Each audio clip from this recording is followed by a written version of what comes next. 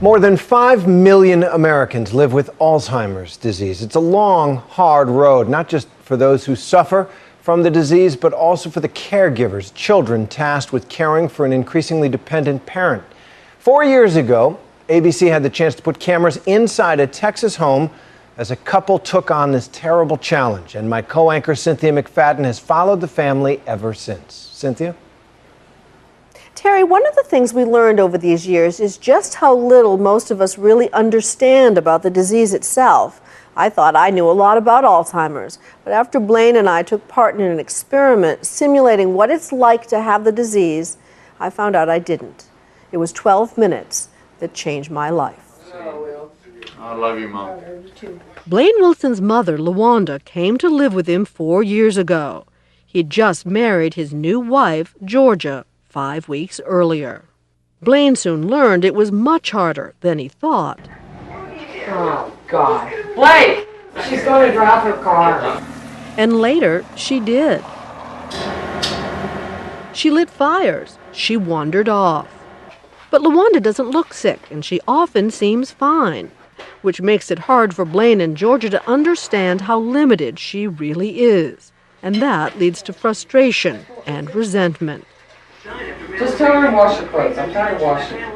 I bet you in her book she knows what to do. Are you afraid? No, I'm not afraid. It's my mother. You don't understand. The more we watched the tapes, the more it became apparent how little Blaine and Georgia really understood what was happening to LaWanda's mind. Do you really feel you understand the world your mother now lives in? No. What's going on in her head, her brain? I have no idea. I have no idea. I need to understand that then. I need to know what it's like. So I told Blaine about an experiment developed by P.K. Bevel and administered by her colleague Lori Labershak. The experiment helps families and caregivers actually experience what it's like to have Alzheimer's. I understand it's a pretty rough experience. It needs to be experienced. If it'll help me to understand, I would love to. I agreed to undergo the experiment with him. Could you have a seat, please? Our journey into another world begins here, in this bedroom, where Blaine and I are suited up with some deceptively harmless-looking devices. Goggles simulating macular degeneration, glaucoma, and cataracts, conditions that older people with Alzheimer's often have. Likewise, latex gloves are placed on our hands, and our fingers are taped to make our hands feel arthritic, clumsy, hard to bend. Remove your shoes. A substance is placed inside our shoes to make it harder for us to walk. Ooh, that is uncomfortable.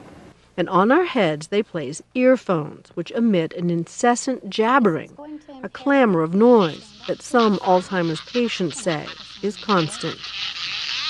Individuals with dementia say, we're hearing all this stuff and they can't turn it off. Then we're each given 5 tasks to perform, and only 12 minutes to accomplish them. I'd like you to find the tie and put it on. I can't hear you. Blaine has a hard time concentrating from the start. Your time begins now. As he enters, Blaine is immediately disoriented. He staggers, reminding us of the way his mother looked on our tapes.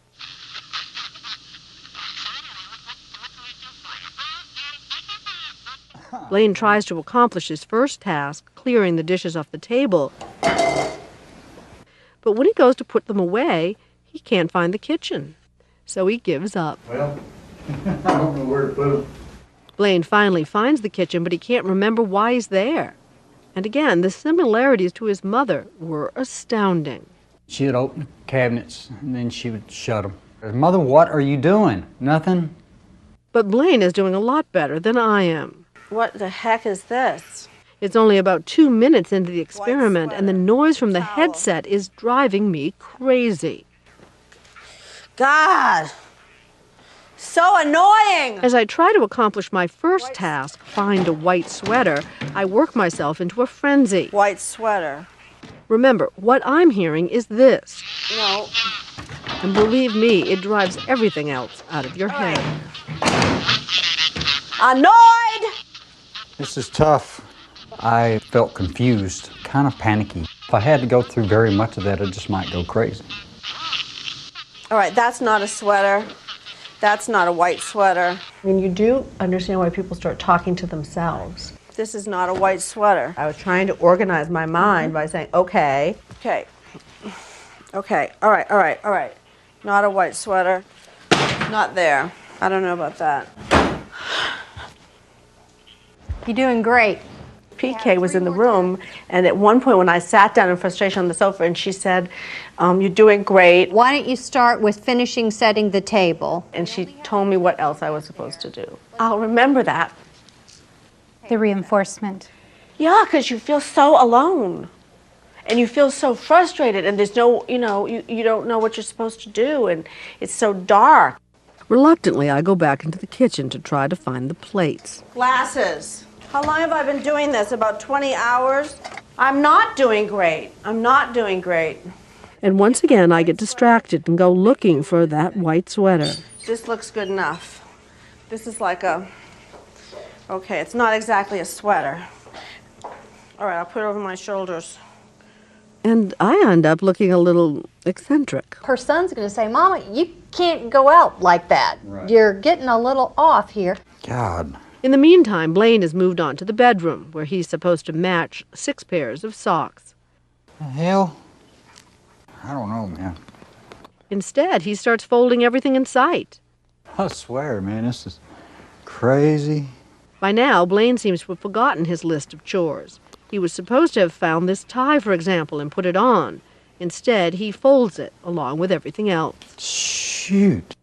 It reminded us of the time Blaine's mother set out to cook something for lunch, then got distracted washing dishes, and didn't remember until the pot was burning. Plates. After 12 excruciating minutes, am I supposed the to experiment was over. I give up. Blaine, your time is up. Huh? Your time is up. Oh, shoot. What an unpleasant experience. Damn. Yeah. I couldn't do anything. Golly. Blaine was visibly shaken. Yeah, what a way to try and get through each day. And kind of scary. In what way? Almost like panic. For both of us, new insights. It's a deep sense of confusion. The thing that shocks me the most is that I couldn't remember 5 simple instructions. I couldn't imagine living like that. It's life-altering. They need your help. They need your understanding. Amen. Despite the experiment, Cynthia reports that stress was too much. LaWanda is living with her sister and has had almost no contact with her son. Good luck to them.